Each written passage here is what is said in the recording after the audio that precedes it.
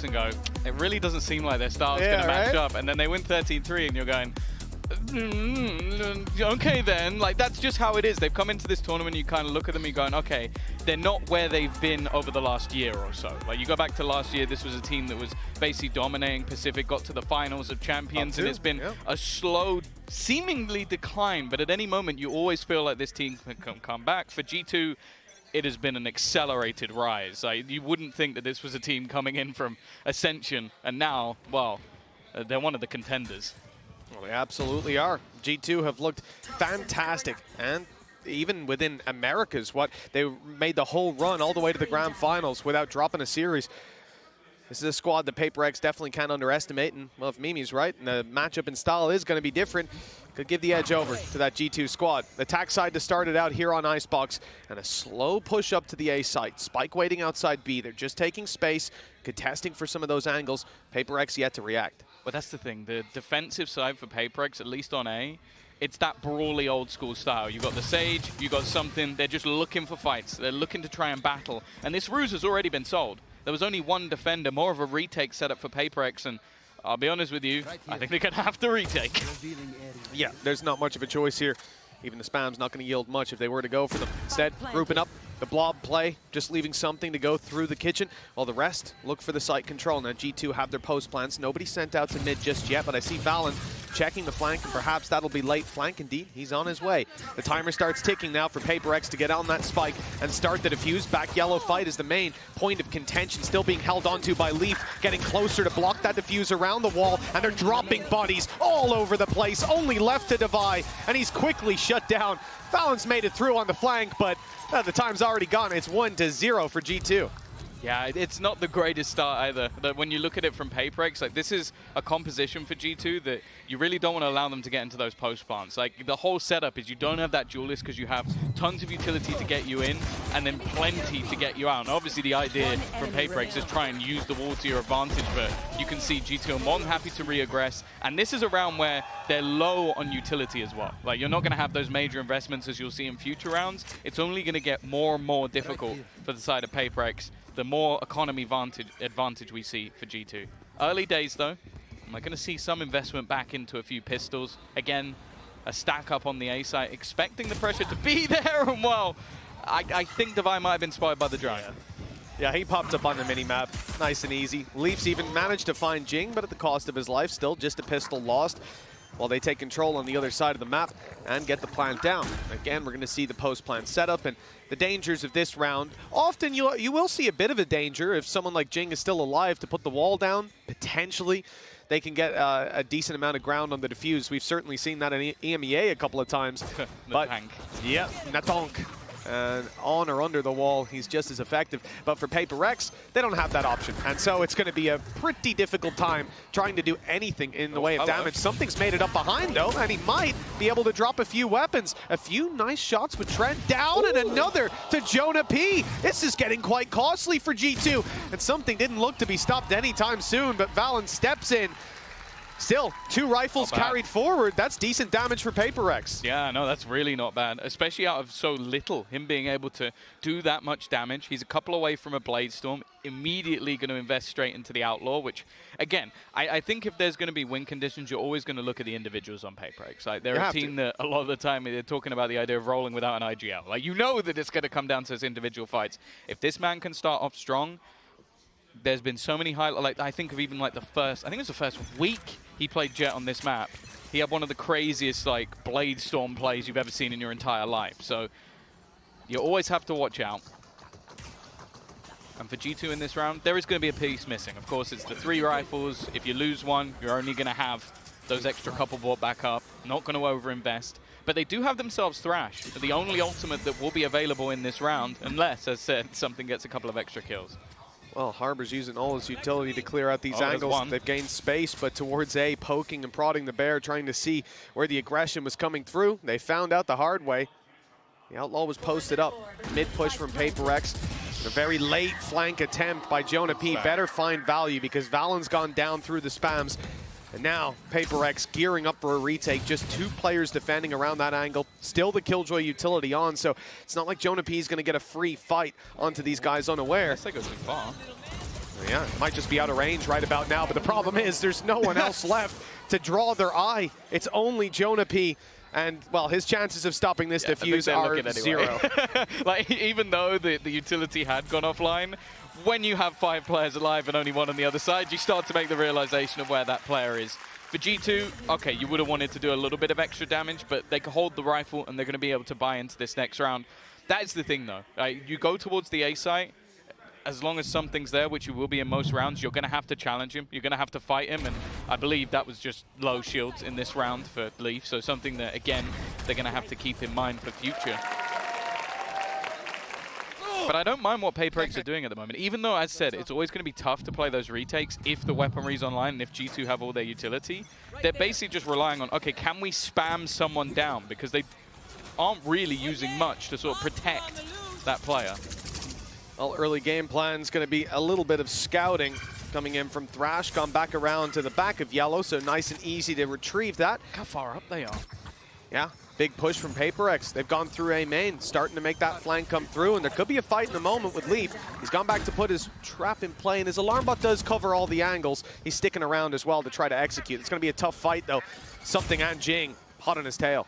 And now they know. Immediately. Thrash is going to be utilized, and you can see something almost trying to bait it out, but instead it's going to be Jing caught. Can he try and defend him? No, he can't. Both players eliminated.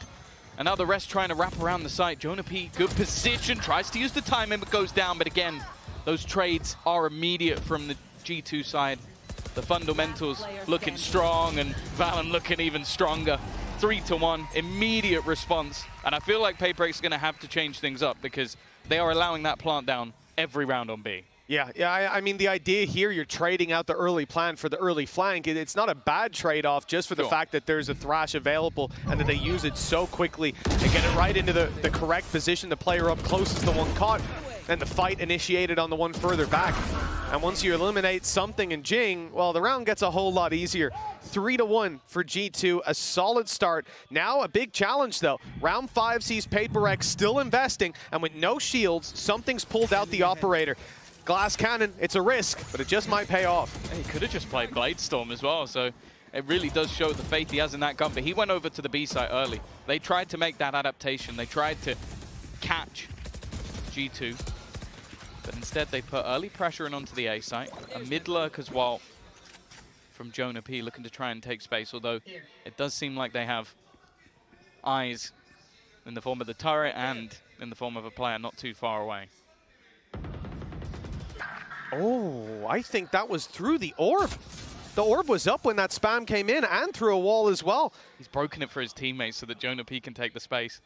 Like, maybe they consider that someone could have already crossed, but you can see that on the other side, Forsaken is watching mid. He's keeping an eye on it, but he has no idea that somebody's already in kitchen.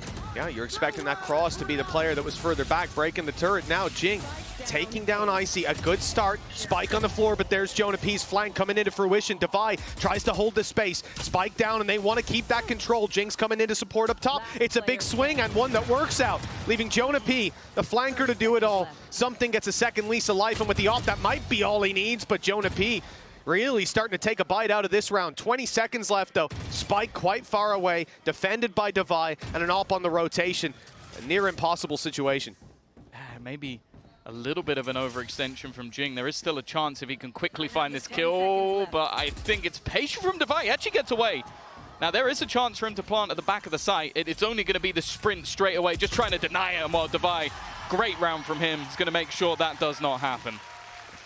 Got a little bit scary. It really did. He had the opportunities, and there was a moment where something went down, right? He's 26 HP. One more bullet landed precisely. He could have been out of the game, and then that 1v1 might have even been taken on the spike. But the round ultimately falls into the hands of PaperX, 3-2. Wow. Jing was lucky to avoid that in the first place. Yeah, I think good ultimate from Forsaken, managing to cause sort of some disruption while Jing goes to swing. And then also the fact that he escapes, because I think Jing is almost immediately traded out from that mid lurk. And that is, again, something that G2 are doing very well, is just selling false information, like breaking that turret from a player further back, a clear plan to give space. Turret up top. Did it see him? Well, it doesn't matter.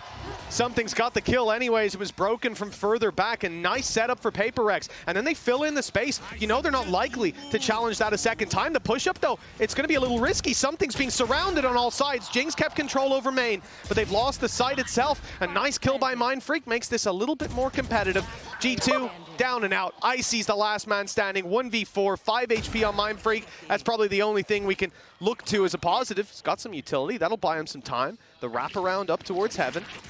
And they still think that he's pretty close. The alarm bells should be ringing, and now, well, now they've got the information on exactly where he is.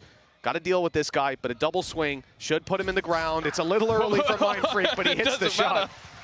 This guy is popping up in this round again. I feel like there were players getting caught out by the Reckoning, like forced out of position. The G2 players knew exactly where they were, but they're just hitting their shots. Like Mindfreak does very well to have that aggressive push initially, a fallback that still catches the player mid. And again, I don't necessarily mind the adaptation from G2. It's like, okay, they take an aggressive B control. Let's try and quickly split through mid. But it seemed like even though that control had been given up, PaperX were very aware. And wow, Mindfreak just playing with absolute confidence. Don't expect anything else. Well, yeah, at this stage especially.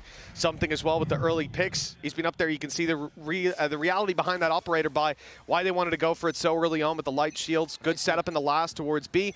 Now an opportunity for him on the A side. Early aggression coming out. Op pushing up, covered by Jing yet again. Always has that second man behind him, but the wall's going to concede the space. They fall back, set up for another pick.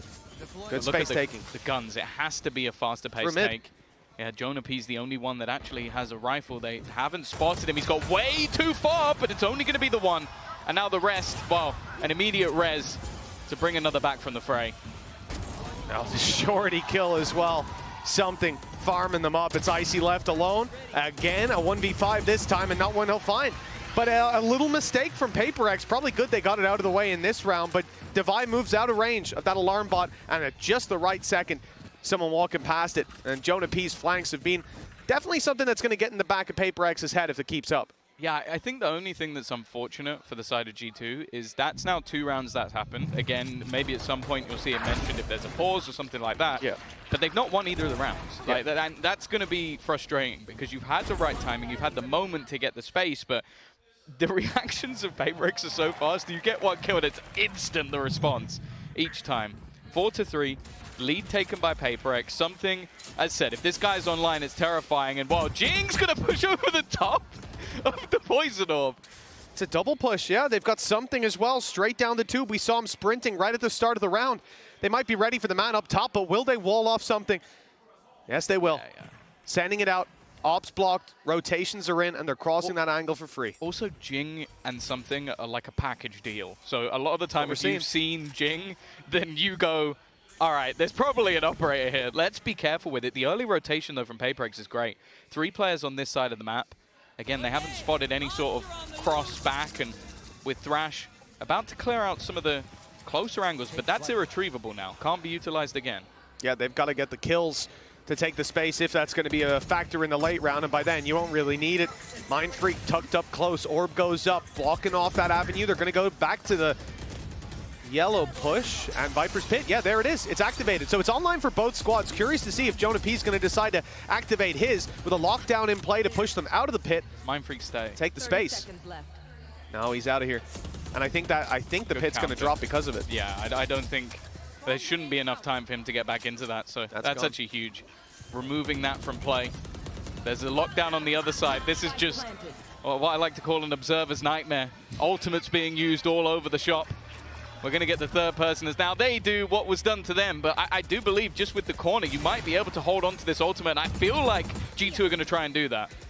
They are, but you could see the pings from PaperX. They want to compete for that back angle. Haven't had any success. Jing, something, Forsaken, all falling. Icy's having a round, and now with the pit still standing, there's no chance. Surely PaperX likely to head for the hills. Maybe looking to stick around and make this a bit more costly and eventually delete their enemy of Icy. Pick up the operator and look to save it. Being challenged on the way, though, there's no free escape with Devi falling. The op will not be carried through to the next, and this has been a costly round for the side of PaperX with G2 equalizing. Yeah, I like the way that was played by G2. I feel like that was a game of chicken.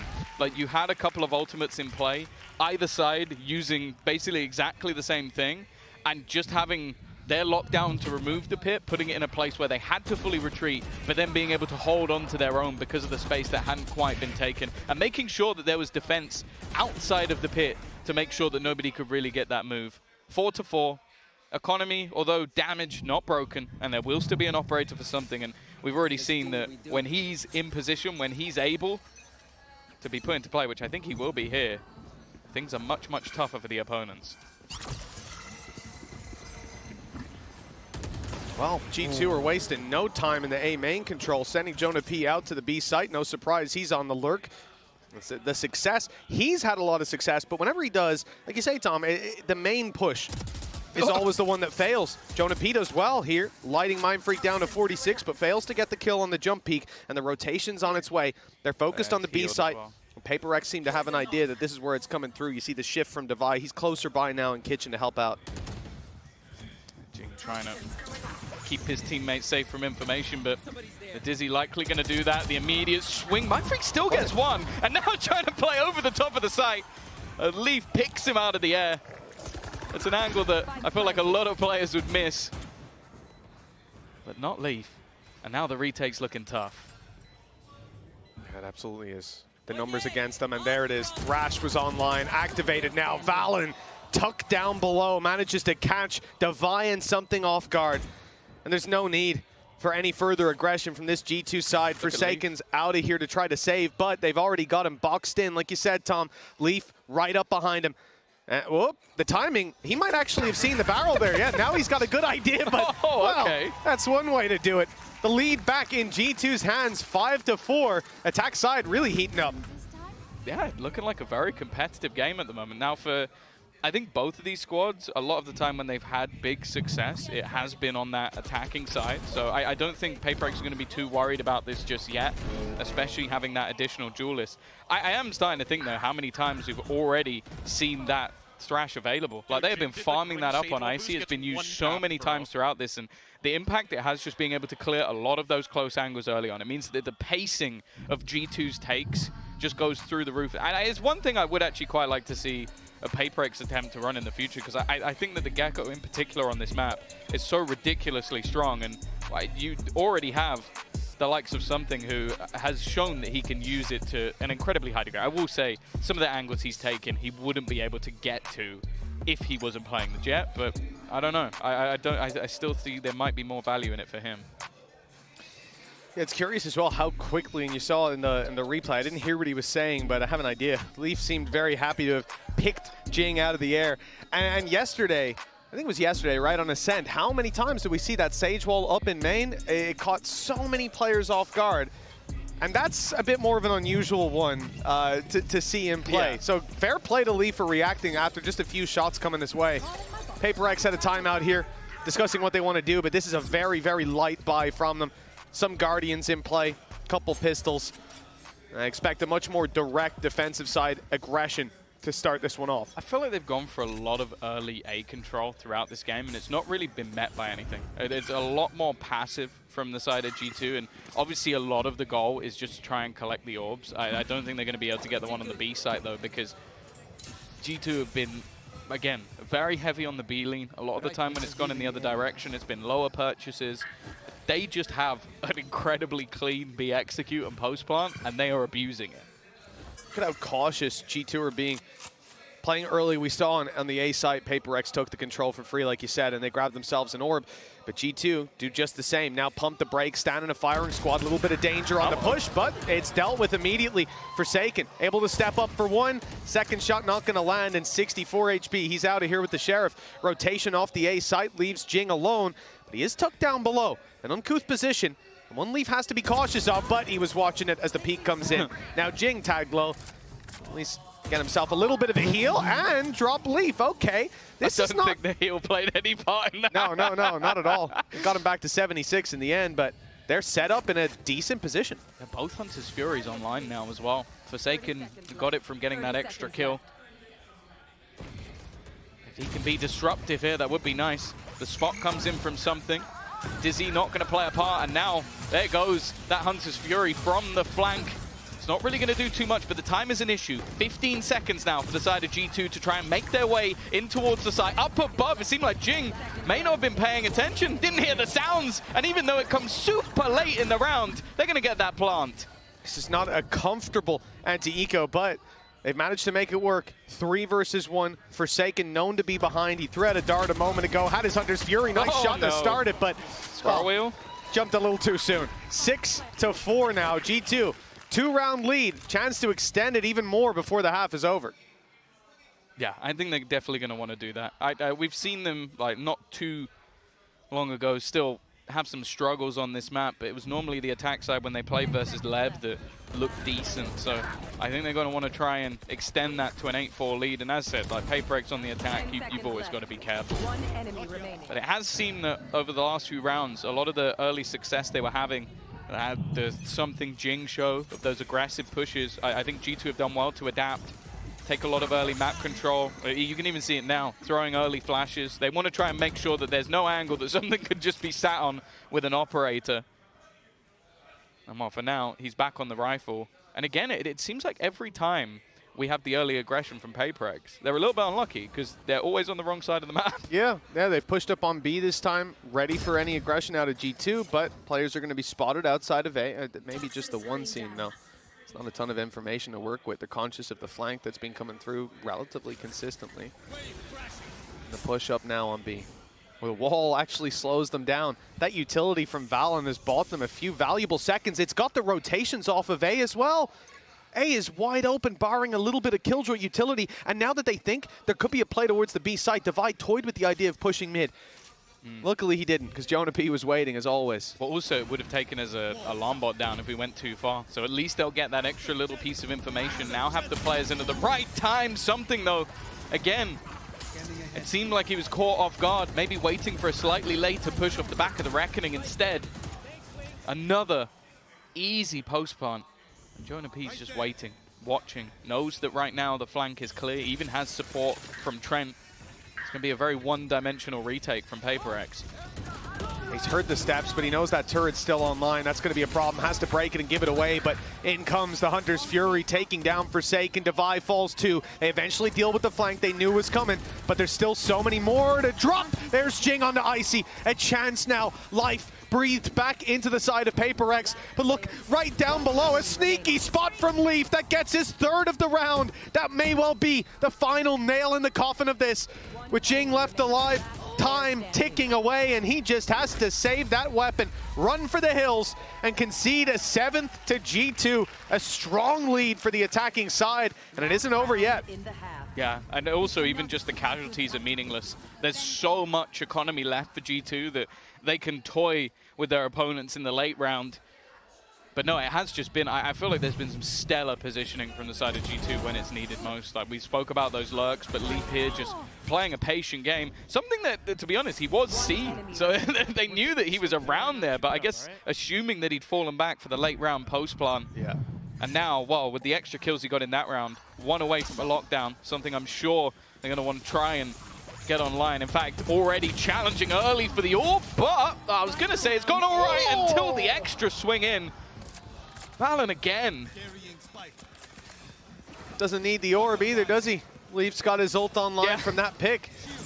Yeah, that looked really good. The staggering utility from G2 pushed Paperex back. They decided to stick around in the choke point, which is often a mistake, but they won the fight despite the util being thrown their way. Now. But now the fact that Leaf got that pick, has the ultimate to work with, it's going to buy so much time. And then you've got to root these players out of position. Trent still has a shock dart to work with. I believe there's a nano on the spike alongside an alarm bot. This is going to be a very difficult round, as it has been for Paperex in all of these retakes. This one feels that little bit more stacked against them. Shock dart, the one to find the kill, and Device looking the wrong way into heavy traffic. 8-4. This has been a stellar first half from G2, and Paperex better hope their attack can make up the gap.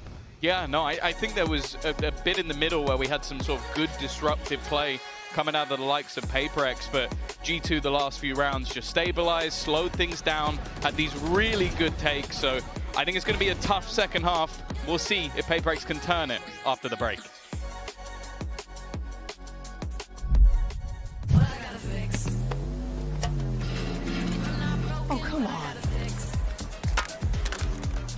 Trade in any phone in any condition guaranteed and get $800 off the new Galaxy Z Fold 6. Only on Verizon. Red Bull gives you wings.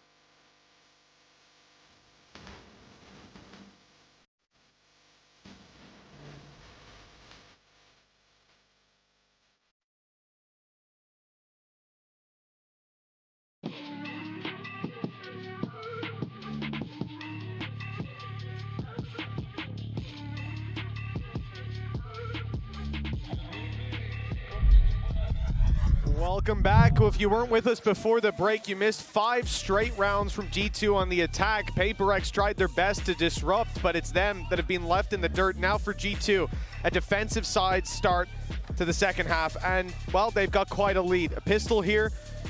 It may just be into the home stretch. The pressure is on if you're a PaperX fan. Well, it's dangerous as well because this is the map choice of PaperX. I don't think they'll feel too uncomfortable going into Lotus. Like, it's been a strong map for them recently. I think Jing's Neon is something that always enjoyable to watch, but ultimately you're not going to want to lose your own map choice at the beginning of the day. And I think they're going to have a very strong attack side. Now, they normally do. As said, when they win this map, you're looking at, as said, I think 10-2 attack halves versus the likes of DFM, even DRX, the prior time to last. And a lot of this comes off the back, well, the 2 players we've just witnessed, Jing and Forsaken. Jing and Something.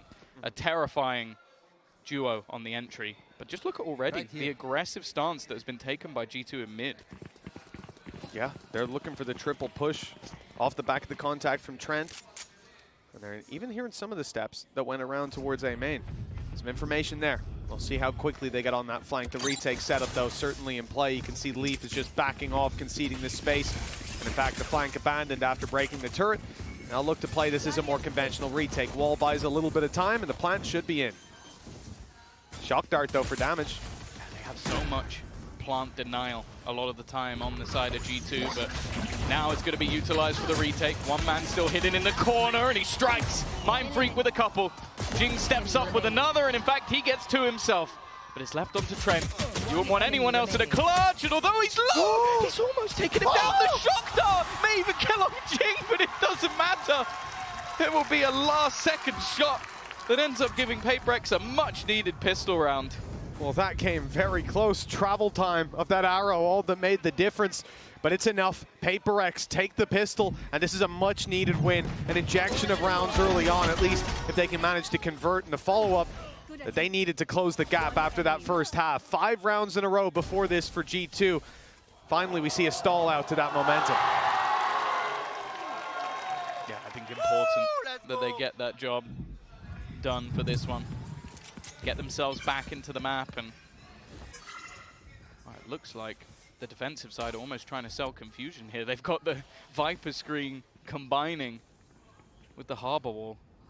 The thing is, it seems like PaperX, similarly to the last round, are just happy to play around their opponent's utility, like almost use it to their advantage. It's whether or not they can abuse the gaps more than their opponents can. I mean, they've taken a big gamble. The turret is watching the back, but they're committing 5 players after making all this noise. The stack up is there from G2, but it doesn't seem to matter. They're being shredded on the site. With 1 man behind that wall, soon to fall. It's Icy down and Leaf to do it all. Let's see if he can find a 1v5 with a classic.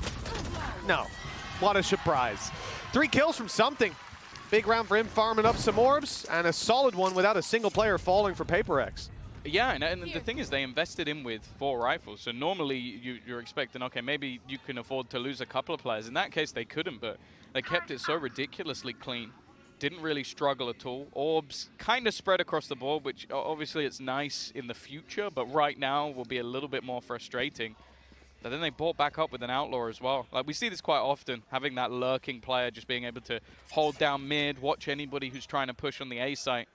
For now, though, it's an important round for G2 because they lose this bonus, and it's a strong bonus. They're right back in the game. He's just full sprint. He's just okay, this W gaming. How could I forget? Yeah, well, in case you needed a reminder, there it is. Man's lost his shift key. We'll see if he finds it soon. Running back down the tube. He's been hurt. Leaf has a vague idea. But look at the commitment from G2 to re-clearing out in kitchen. Player right down below him. And, well, I mean, something is just playing an unhinged style here. He gets shot in the back, but it's just a tickle. And that actually spurs him forward to look for another fight. Jonah P.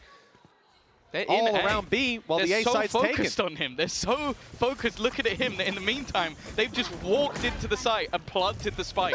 Like, you can't blame them. When a guy is running around like a lunatic, you go, okay, I should keep an eye on him. And you need to still keep an eye on him. There was a pixel there that maybe he could find something. Even spotting players around mid. They should know that he's still here. But it seems like they're just relying on this wall, the turret. Is he going to get past it? He is. He's past the turret. And now just going in behind them. Only the one so far, but they have to deal with this man. The whole round has been about dealing with something. They haven't even seen anyone else.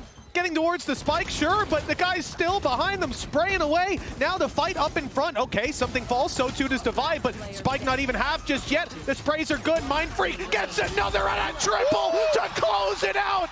All eyes were on something, but it's Mindfreak that pulls off the magic. Yeah, a Red Bull clutch that was high impact for sure. But it is just, again, one of those rounds that you're going to look back on and go, well, they didn't forget about him, but it was like you forgot who he was, like what he was going to be doing. There was so many moments in that round where you just think, even though something, he doesn't get like the triple kill, he doesn't get the multi-frag, there was so little time left that it almost just became panic stations for the rest of the team because they're so focused on killing one guy. And of course you are, it's the solo Jet running down mid. Well, you're not going to expect him to be alone. I haven't seen someone play like that in a long time outside of ranked. Hello, early fight. Valent's not going to get anything, but Divide goes down. Early flank underway. Turret's much more passive, so Leaf will get pretty close. Not close enough to actually take anyone down. He could.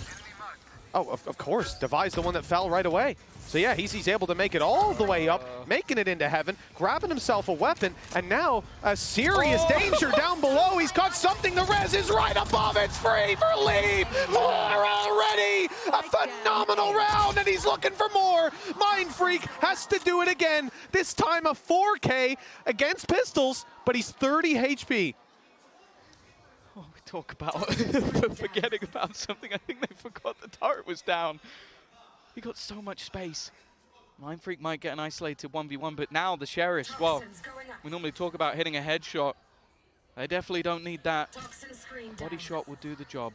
He's trying to sell the idea that he's pushing into the A site, but that idea has not been sold whatsoever. And while Jonah P's going to hit the headshot anyway, the MasterCard Thrifty will be what brings a round onto the board for G2. And well, it's a massive oversight for Paper X. Oh, huge.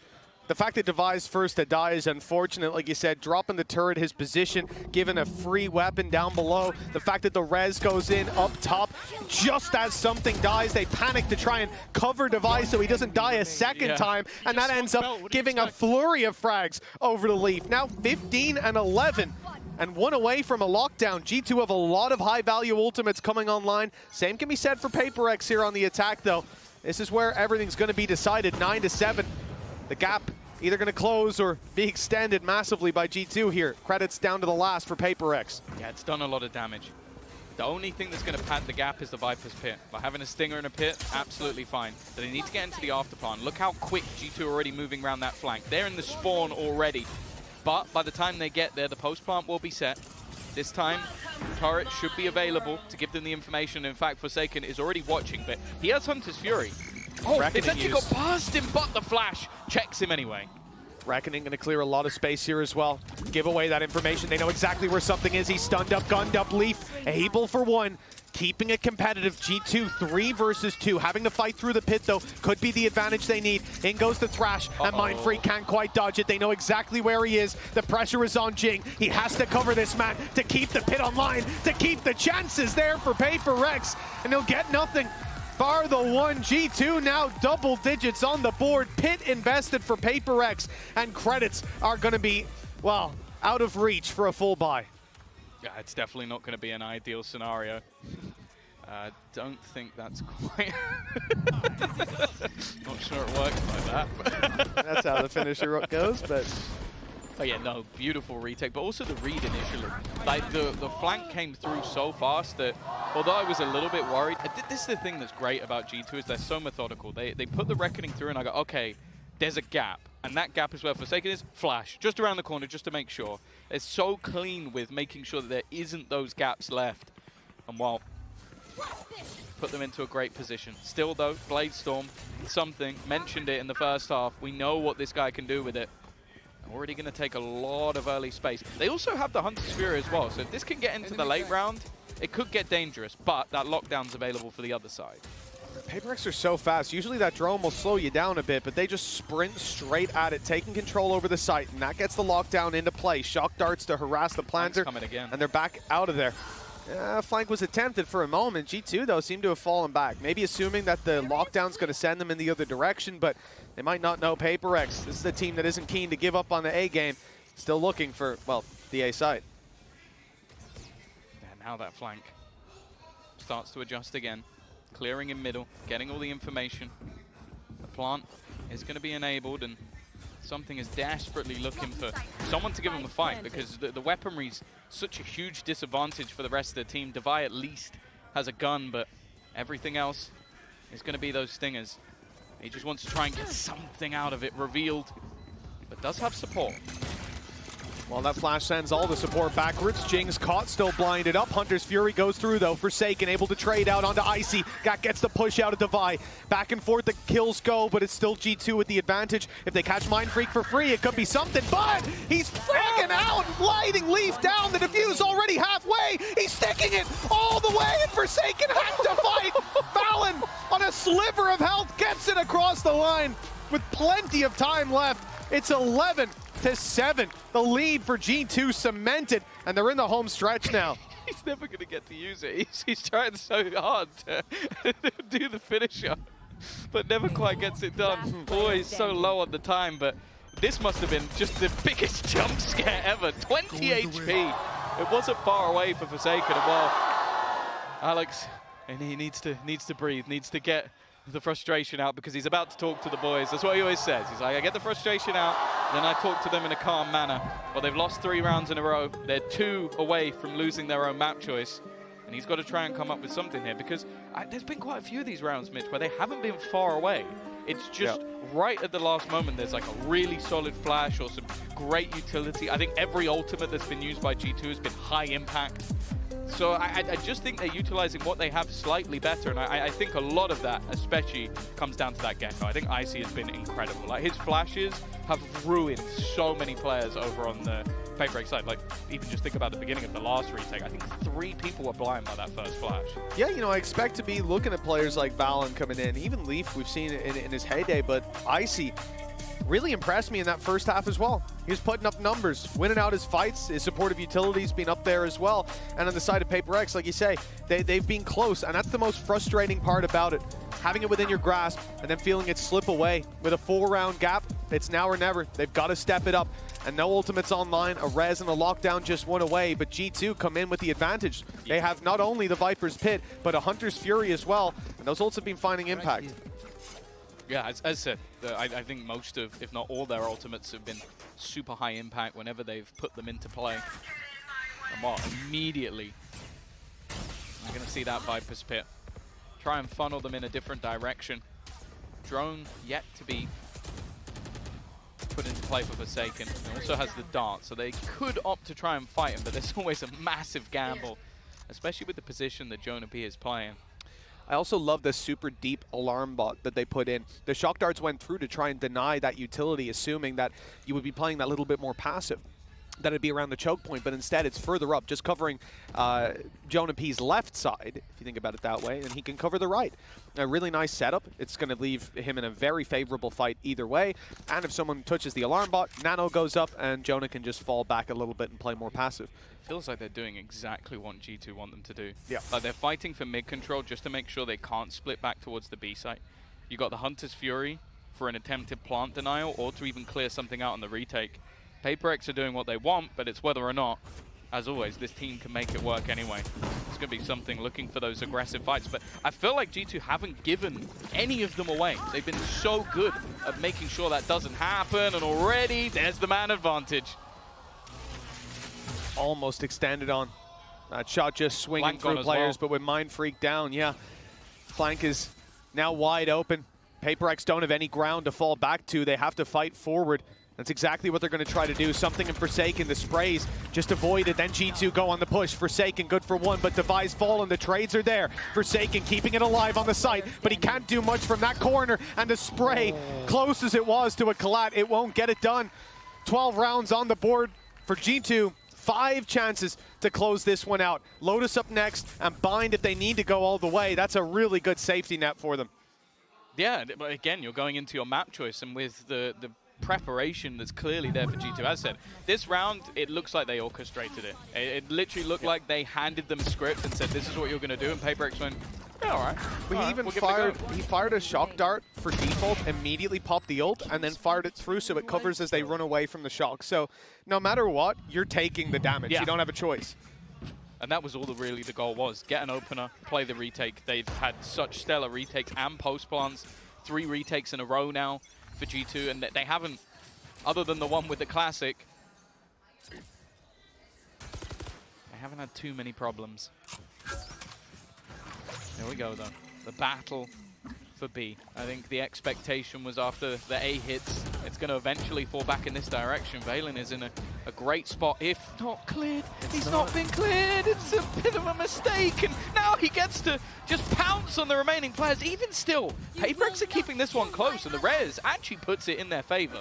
Yeah, I like the Valen's just falling back, giving up that space. He'll use his wall to hopefully slow them down. Time won't be bought for the flank, with Leaf still alive. Devi's still alive, pardon. You got the turret up. Leaf wants to flank, but he'll be giving away that information soon. Lockdown in play, gets them the space on the site. Advantage there, damage done to Valen. This seems to certainly be a favored round for PaperX, perhaps the start of the comeback. Shock Dart's good for some damage. A few of these players now lit up. Ooh, okay, one for Leaf, but again, no chance with the trade. Jin gonna heal himself back up, and leaves just a couple standing. Valen trying to bait them in, but they've put him into a tunnel, and it is a solid round. Forsaken with 3, and PaperX, well, they need 4 more. 4 in a row. It's doable. We saw G2 close out the half in just the same fashion. They can hit their stride. But for G2, the other thing is, you take a look at those credits. They're starting to run a little dry. This squad does have Reckoning to work with. No other ultimates close to being online. It looks like a light buy based around the Outlaw. Big fan of this kind of setup.